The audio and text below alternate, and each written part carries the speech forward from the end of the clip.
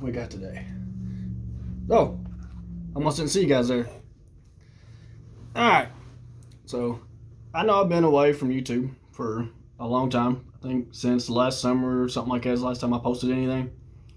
I had a lot going on, personal things, and I've been working on getting my own place, which if anybody follows me on Instagram would kind of notice that my background is a little different than what it used to be. So yeah, I got my own place now. So I got, my adult problems now, bills and everything else that comes with it. So I'm not going to be able to do as much, probably big projects on the RX8.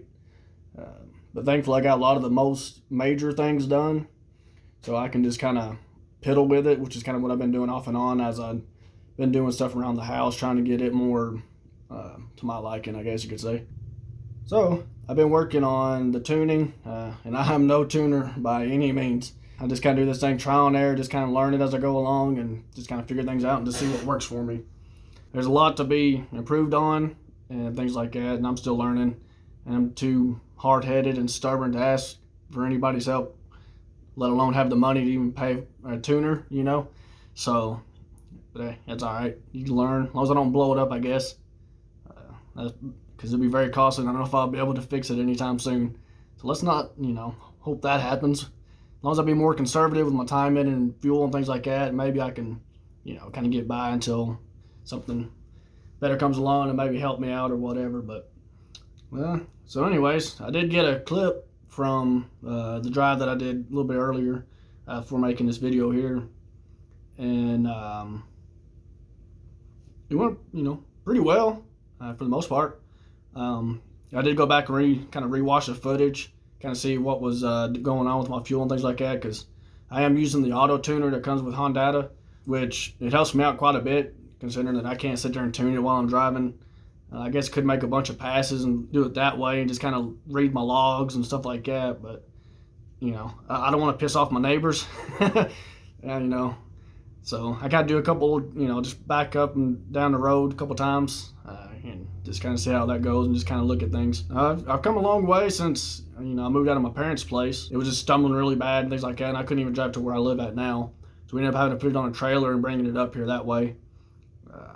And then after getting it up here, it was just running so rich that it just wouldn't do anything. So pretty much started over scratch with my tuning and just kind of found a base map that I found online that was kind of more aimed towards the boosted cars.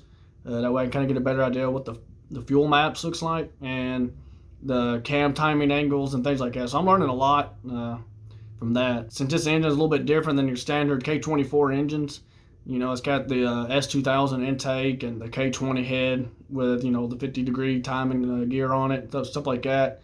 So all that stuff plays a little bit different than what the standard base maps that I can get off Honda. I mean, they're a good start, but I've had to adjust pretty much everything on there that has anything to do with timing, the fuel, but it runs good. So, I mean, I guess it's a plus, right? I'm getting somewhere. I'm learning something. Right now, I'm only doing just the engine alone. The turbo, of course, is still hooked up, but I don't have any of the charge piping hooked up to it. So it's just straight engine right now. So of course, I'm sure it's going to lose a little bit of power. I'm just trying to get the naturally aspirated side of tuning kind of down, kind of perfected just a little bit better before I start going into boost. That way, hopefully, I can have a little better range to kind of see how my fuel needs to look on the upper end. I'm getting into boost and things like that. And I still got the stock map sensors that come with it, so I'm not going to be able to go to like 11 pounds anyways.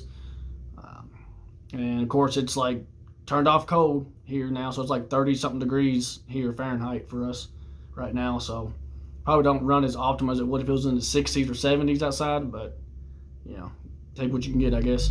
Hopefully I didn't bore you guys with all that, but just kind of wanted to give an update of what's been going on. I know I'm sure some of y'all have been curious what's been going on. Anyways, I'm gonna take this back and I'll let you guys watch the clip I took. All right.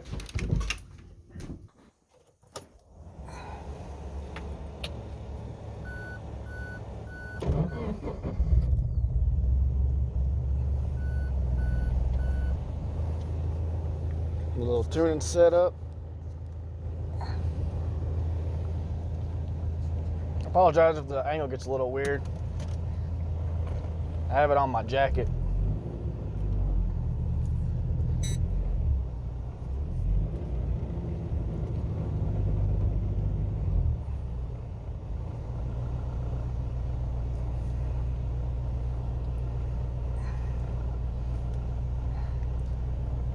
There's my neighbor.